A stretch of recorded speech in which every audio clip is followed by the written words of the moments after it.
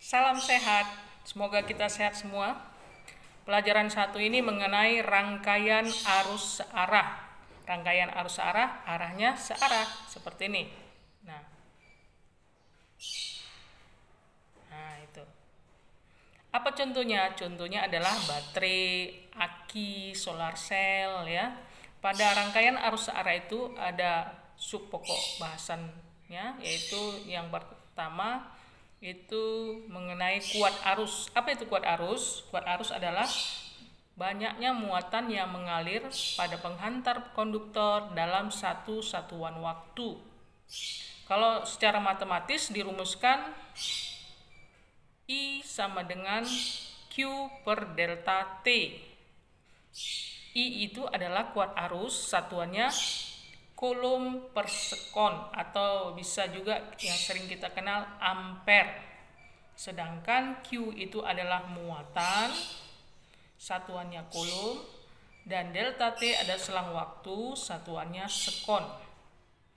Dimana kalau kita perhatikan arah arus listrik itu dari potensial tinggi ke potensial rendah, atau dari muatan positif ke muatan negatif.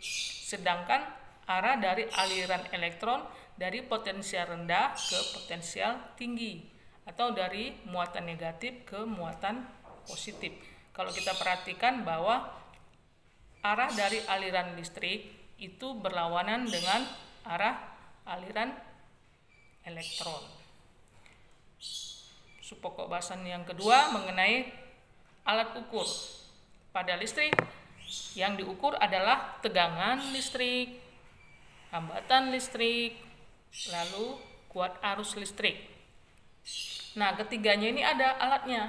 Kalau dia untuk mengukur kuat arus namanya ampermeter, mengukur tegangan listrik namanya voltmeter, mengukur hambatan listrik namanya ohmmeter. Nah, supaya lebih efektif lagi manusia menciptakan alat ukur yang ketiga ini disatukan menjadi namanya multitester. Multi artinya banyak ya.